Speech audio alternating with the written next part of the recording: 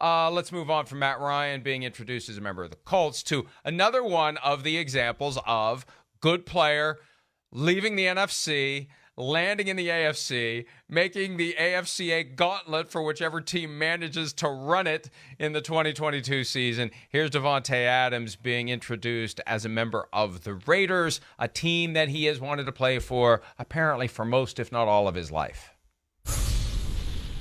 I grew up in East Palo Alto, so I was a Raiders fan my whole life. So it is a dream to be a Raider, man. So it's a dream come true. In the third grade yearbook, I said I wanted to be a NFL star or an NBA star, and I was wearing a Charles Woodson jersey at the time. So it's been documented forever. So I guess you could say it's meant to be. Yep. Yeah, it's great when stories like that happen because they aren't set up for these things to happen. The NFL isn't created, and you know where I'm going with this. You don't when you come out of college, you don't get to say I'm going to play for the Raiders. You go wherever you get drafted, and I'm sure it was quite the rude awakening for Davante Adams, growing up in California, being a Raiders fan, right, to get drafted by the Green Bay Packers. Fortunately, they had another California kid who had been drafted by the Packers at quarterback to make it a little bit easier, but that's the nature of it. And 8 years later, we see Davante Adams finally getting a chance to play with the Raiders. It really does. I go back to 2017. After that season ended and he signed the contract with the Packers. Now, he had never gotten a big money deal before. Maybe that's why he did it. But if he was that hell-bent on playing for the Raiders, I don't know why he didn't make a bigger effort to get to the Raiders after the 2017 season. That really surprises me. Well, maybe he just looked at the Raiders at that point and saw, well, I don't know what the hell they're going to be there. I still got Aaron Rodgers in Green Bay. That was when they hired John Gruden. So maybe he realized, I don't want to deal with that. Yeah, maybe he did. Maybe he said, I don't want to deal with that, so I'll stay where I am here right now. I'm happy for Davante Adams. You said it. It's a great story. Davante Adams, I'm looked at as a little bit as the Davante Adams hater of the world. I understand that, but I root for the guy, and I think he's the ultimate professional, and he's an awesome football player, and I think he's an awesome person. I mean, he really always says the right things. He's got some wittiness about him. He's going to fit right in there with Josh McDaniels and, of course, Derek Carr. And to me, where it's also another great combination or marriage, however you want to say it, is Adams is unique as far as he can be a system guy where he can really run certain routes that maybe sometimes the number one receiver can't run or isn't as good at as somebody else on the roster. But like we talked about a little on Monday, Mike, he can do the Julian Edelman, Wes Welker, very intricate route running. You got to understand the coverages. A lot of fine points here that Josh McDaniels is going to teach you according to what coverage it is and how he wants you to run that route. So he's going to be able to do that, where those are the plays McDaniels is genius at. I'm going to draw something up, screw you over, get you mismatched on the middle linebacker, and you're going to run some cool route, and we're going to get you 100 balls, 120 footballs that way. Let alone he's the guy that you also can just go, hey, we're one-on-one outside, and we expect you to beat that guy. That's where it's really cool. This will be the best system Davante Adams has ever been in, and he's going to go, whoa, I didn't realize this is what's going on in New England and how they were getting some of these guys open. And we used to do this route, but it wasn't taught this way. I didn't realize that. And that's where I think it's got a chance to be really damn good for the Raiders and Derek Carr and company there with that combination. Well, and that's the other side of this, too. Not only do you have an offense that Davante Adams can master, he's got the relationship with Derek Carr from their time at Fresno State. You dust it off. You get back to that point where you share a brain. You understand what each other is doing and what you want, and that's one of the keys to mastering quarterback-receiver connection.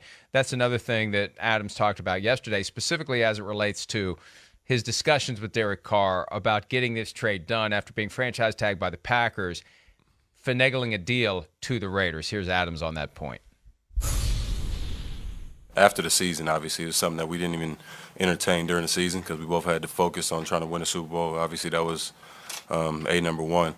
But once we wrapped up the season, started communicating a little bit.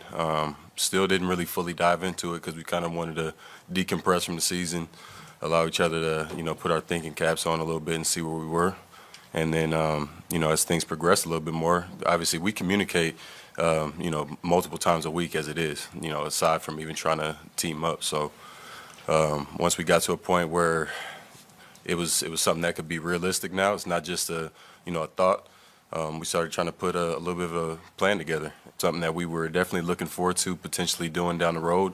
But obviously me playing in Green Bay, great situation, having, greatest quarterback to play the game, that's a dream in itself. So I'll never take anything away from, anything Green Bay gave me or, Aaron gave me.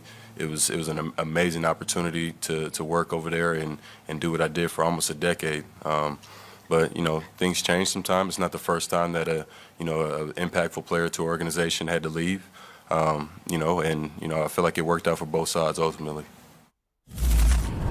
There was plenty of speculation last week about what Aaron Rodgers knew and when he knew it about the looming departure of Davante Adams. I wonder if Aaron Rodgers knew that Adams had been working and communicating so extensively and closely with Derek Carr after the season ended to lay the foundation for this. And you wonder how much from Adams' standpoint, and look, the decisions we make are the result of a stew of factors, and they all get put into the blender, and I'm going to mix all my food metaphors here, but the bottom line is there isn't any one thing that causes you to make a decision, but there's always one thing that is the catalyst. Yeah. Whatever it may be. Sometimes it's something stupid. Sometimes it's some perceived indignity. Sometimes it's something fundamental. And you got to wonder at what level Davante Adams decided, screw it, I'm going to pursue this trade to the Raiders because, for example, I got a quarterback here that I don't know how much longer he's going to be here. Exactly. Talking about leaving, I don't know what the hell he's going to do. Right. I've been living under that cloud for a couple of years now. I know Derek Carr's not going anywhere with the Raiders, and I've wanted to play for the Raiders all my life. This uncertainty with Aaron, that's enough. That's enough to get me to say, that's enough. Yeah, I'm with you. I got to imagine that was the deal breaker or, okay, everything's tied. I don't know what to do. Ooh, that's the tiebreaker right there. Damn, man, it's a hard decision. Raiders, Packers, whoa, they both got positives. But that aspect right there, I would think would be the thing that drives it home. Yeah, we know the Raiders' dream. We talked about he lives in Vegas in the offseason. We had talked about earlier in the week. I had heard, that conversations with him and Carr had gotten, a little bit aggressive after the season was over. Them talking about it. It's interesting. It really is. But I would think, yes, if you're Davante Adams, you're sitting there going, wait, I could go to a place with a guy I know who's really damn good, and by all accounts, the organization seems all in on this guy, so he's not going anywhere here. Let me do that, or do I stay and go? I don't know. We could go to the Super Bowl and lose this year, or win, or whatever, and Rodgers could walk away and be done, and then I'm in quarterback limbo. I don't know what the hell happens, and it changes his career path and trajectory and everything. His Hall of Fame status. All of those things are affected by Aaron Rodgers' situation in Green Bay. So he went to the place where he felt like was a safer bet for sure. And a guy that he's got relationship with. And, Mike, I don't know. I'll pose this to you, too. I feel like, or I hope it does. It doesn't have to go. I hope this makes people look at Derek Carr a little bit in a different way. To go, maybe he's a little bit dorky or whatever you want to say about the guy. But the one thing you always hear is positive reviews from all coaches, all players, again. And then here's a guy that's a star on another team that thinks he's cool enough to stay in contact with him and want to play with him. So I think there's more to Derek Carr than maybe meets the eye at times, and maybe people realize that a little bit now with Davante Adams there. He's more than just a periodic, spontaneous, fake country accent. Is that what you're telling me? Yeah, I think, the one thing I'll say about Derek Carr, I've been around him a few times. The twang is in there naturally anyways. It does seem to break out a little stronger at times for whatever reason, which we joke about and have fun. But he owns what he is. That's what I like about Derek Carr. He knows he's kind of a dork and nerd with some things. He does. He doesn't care. He laughs it off. That's just what he is. And to me, that's where, you can have guys in a locker room where, all right, we don't always see eye to eye. We don't hang out all the time. But if the guy kind of keeps it real and is consistent with who he is everybody can get along and be cool that way. When the guy is fake and a BSer and all that, that's when you're not liked in the locker room. And I think Derek Carr, knows who he is, owns it, and I think teammates respect that. I think the criticism had been that he came off during the press conference and interview sessions. Yes. As a guy who says what he thinks a franchise quarterback should be saying, not necessarily what he believes. Right. And it's an act for the world. But whatever he's doing when he's communicating with his teammates and working with his teammates, it works. Yeah. Set aside whether or not there's any contrived reality to how he communicates. And maybe it isn't. Maybe it's who he is. Maybe he really is earnest that way and comes and is that way. Maybe what we see isn't a facade. Maybe it really is who he is. And, a couple of points that came to mind while we were discussing this. Yeah. First, and people are going to be wondering if it's permissible for Derek Carr, quarterback of the Raiders, to be working so closely with a player who is under contract with another team. It's not tampering as long as he's not doing it with the knowledge of or at the behest of the organization. Good luck proving if he was. But he's perfectly allowed to, for his own reasons, try to recruit, tamper, etc., with a player from another team. It's only when, if Mark Davis says, "Hey, Derek, right, here's what we're going to do," and you're never going to prove that. You're never going to prove that. This sounds like it might be the opposite. That's when it crosses the line. Do you think it was the opposite here? Do you think this is one? When I heard Davante Adams say that, I thought, well, man, I do wonder, did Derek Carr go to the front office a little bit, or Josh McDaniels and company and go, "Hey, I've been talking to Davante Adams. He wants to come here. I mean, can we make it happen?" I almost get the sense that's maybe how this went down, or there was something like that. But yeah, good for you to bring that up. You're right, because I do. Well, think and that's permissible. It's permissible as long as it is not initiated or prompted or encouraged or done with the knowledge of the organization. But it shows that they're keeping Carr. That was my first takeaway when it happened. They're putting these two guys together not to rip one of them away. Carr is going to be there as long as Adams is there. The other thing, too, is this, because we focused on this love triangle, which is just fascinating. Derek Carr, Aaron Rodgers, and Davante Adams caught in the middle between the two, and Derek Carr somehow becomes the unlikely winner, right? He's the George McFly that gets the girl away from Biff. Yeah, so right. I'll ask you this. Is it an indictment, easy for him to say, of Jordan Love that Adams... number one, I don't know how long Aaron Rodgers is going to be here. And number two, oh, God, once he goes, it's Jordan Love. Do you think there's a subtle backhanded indictment of Jordan Love and Davante Adams choosing to get out of Green Bay? Subtle.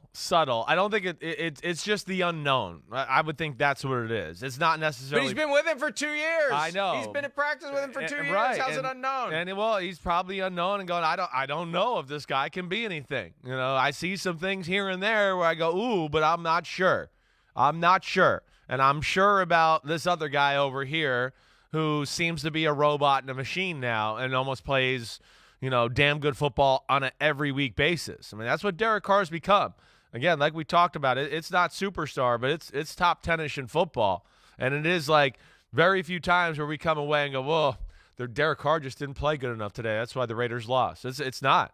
Raiders lose games. We just go, well, they couldn't run the ball. Defense isn't any good. Very rarely do we look at Derek Carr anymore. I think the Giants game in New York this year is the only game I remember specifically going, Derek Carr lost that game. He threw some dumb interceptions in the second half of the football game that cost them, and that was that.